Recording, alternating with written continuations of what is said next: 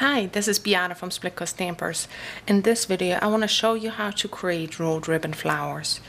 For my sample, I used Spellbinder's dies to cut the shapes. I used Want to Scrap rhinestones and pearls, and the stamp set is from Verve Stamps called Kind Words. The paper is from Cosmo Cricket Odds and Ends.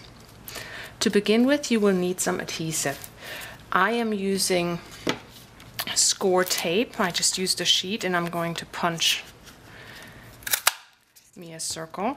You can also use a hot glue gun, which I'm not really good at. I'm burning myself a lot, so I'm not using that. And you can also use a cool product called Gloobers from Cosmo Cricket, but the ones I have are 2 inches and I wanted to show you on a smaller piece. I also punched a piece of cardstock the same size, only because I want it to be a little bit more stable. So that's going to be my base, and I'm adhering my adhesive circle right on there. And peel it off. Now my samples, one flower is done with a silk ribbon, and that's the yellow one, and I'm going to show you that first. But it's also cool to use pleated ribbon or even ruffled ribbon for a different look. I'm going to show you both. You'll need some ribbon. I'm using Mayard silk ribbon. Just cut yourself a generous amount. You don't want to be in the middle of your flower and decide you have not enough to cover your entire piece of cardstock. And then you just tie a knot. I'm cutting my knot, the extra ribbon, pretty close off, and then have that end in the center of my adhesive circle. That will be my flower circle.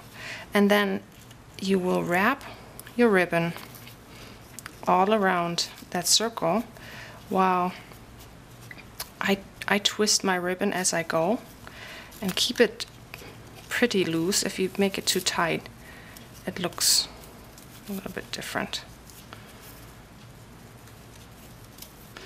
I like it better when I like the look better when it's loose. Just keep on twisting and taping it down until you cover your entire piece.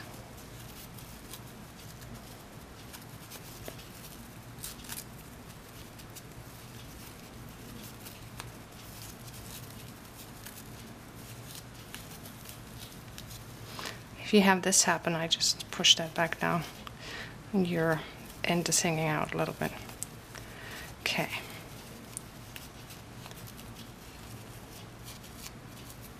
Once you covered your paper, you have an end hanging off.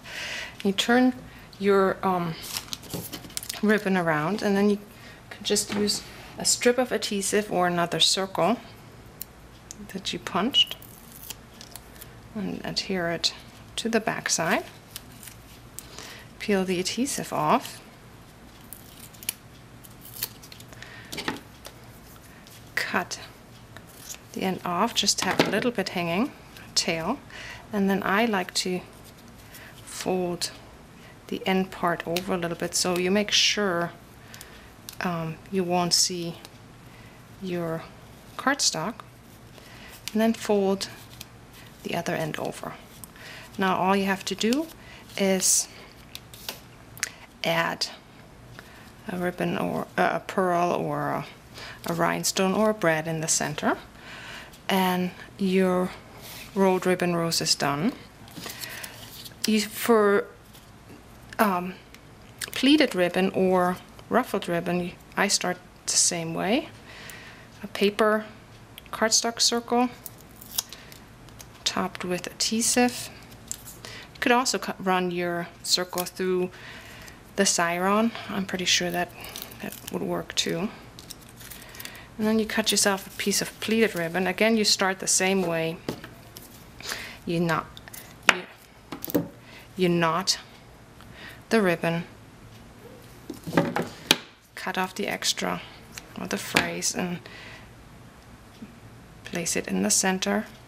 Now, instead of folding the ribbon and twisting it, you will use the end that has the stitching and wrap that around your flower center. And with this pleated ribbon, make sure your pleats don't get stuck on your adhesive. Like now, you just have to lift that up a little bit.